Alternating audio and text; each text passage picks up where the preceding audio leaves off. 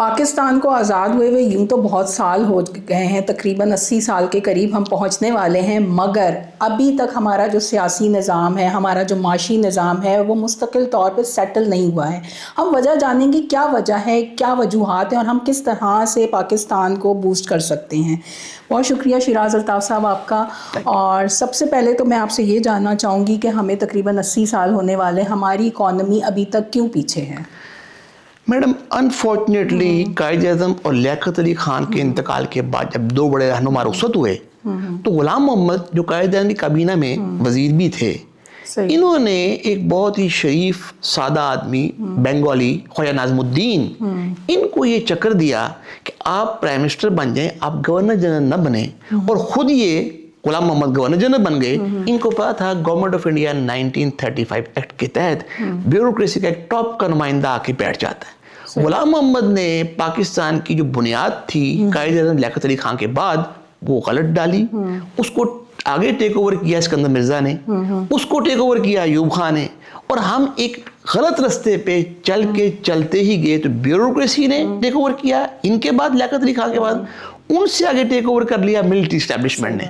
اچھا، اس میں انفارچونیٹلی ہماری جوڈیشری، ہمارا میڈیا اور ہمارے پولیٹیشینز، ان کا رول بھی قریباً اتنا ہی ہے۔ تو مجھ سے اگر آپ پوچھیں تو یہ 20% multiply by 5 judiciary, politicians, military, bureaucracy اور میڈیا، اور آج بھی 80 سال بعد جو ہمارا سیاسی نظام ہے اس کی جو ساری موومنٹ ہوتی ہے وہ ان 5 اداروں کا بہت زیادہ رول ہے۔ انفارچونیٹلی ایک کامن مین کا رول، وہ مڈل کلاس اور ورکنگ کلاس، وہ نہیں بن سکا۔ صحیح۔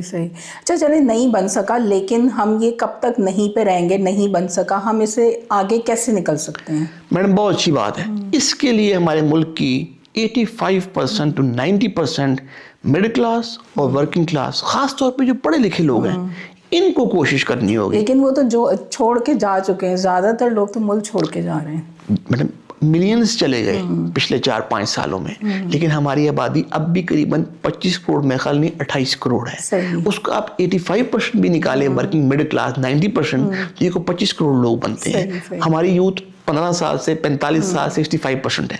تو یہ لوگ آگے بڑھیں، ہمت کریں، ہمارے سیاسی نظام میں ایکچولی کوشش کریں، کرٹیسائز، تنقید، ہیو اینڈ کرائے، برائی، اچھائی، تبصرے، اس سے نکلیں، سیاسی میدان میں آگے آئیں، ہمت کریں، ورنہ یہ آپ 10 سال بعد اور ہم پروگرام کر رہے ہوں گے اور پاکستان کا اس سے خدا نہ خواستہ برا ہی حال ہوگا اگر یہ رول نہیں پلے کریں گے تو۔ صحیح۔ اچھا، آپ نے رول پلے کی بات کی، لیکن سب سے زیادہ ہماری جو آبادی ہے وہ ینگسٹرز پہ محیط ہے، تو یہ بتائیں کہ ہمارے ینگسٹر کیا رول پلے کر سکتے ہیں کہ ہم واقعی میں جو ہے تھرڈ ورلڈ کنٹری سے نکل کے کچھ آگے بڑھ سکیں؟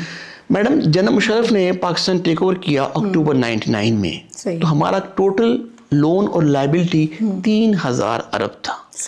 8 سال بعد وہ گئے تو یہ ہو گیا 6000 ارب۔ زرداری صاحب 2013 میں 5 سال بعد گئے تو یہ ہو گیا 14000 ارب۔ میاں صاحب 5 سال بعد 2018 میں گئے تو یہ ہو گیا 24000 ارب۔ خان صاحب 4.25 سال بعد گئے تو یہ ہو گیا 44000 ارب۔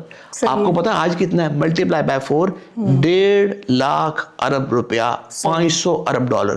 ہم نے لاسٹ ایئر، اسی ایئر فسکل ایئر میں 8300 ارب سود ادا کی ہے۔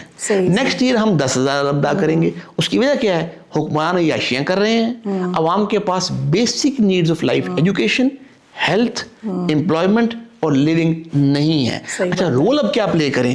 ہمارا وہ نوجوان جو 25 سے 45 سال میں ہے، جو اپنا کیریئر تھوڑا بہت بنا رہا ہے، کچھ بنا چکا ہے، اس کو چاہیے کہ وہ پاکستان کی پریکٹیکل پالیٹکس میں آگے بڑھ کے رول ادا کرنا شروع کرے۔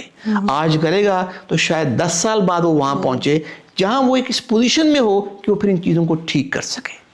اچھا، ایک لاسٹ سوال ہے، کیا ہمیں نئی پارٹی بنانی پڑے گی یا پھر ہمیں جو ہے کوئی ہمارے پاس پارٹیز ہیں جو یہ نوجوانوں کو؟ میڈم پاکستان کی اس وقت 180 رجسٹرڈ پولیٹیکل پارٹیز ہیں، جو آپ 10 مین پارٹیز نکال دیں، رولنگ اپوزیشن، بقایا پارٹیز ایک پلیٹ فارم پہ اکٹھے ہوں، ایک 5 پوائنٹ کا ایجنڈا بنائیں، 10 پوائنٹ کا ایجنڈا بنائیں، بیسک ریفارمز کا، بیسک رائٹس کا، فنڈامنٹل رائٹس کا، یہ بنا کے عوام کے پاس جائیں، سوشل میڈیا کو یوز کریں، اکٹھے ہوں، آرگنائز ہوں، اسٹرگل کریں، تو ذرا نم ہو تو یہ مٹی بڑی زرخیز ہے ساقی.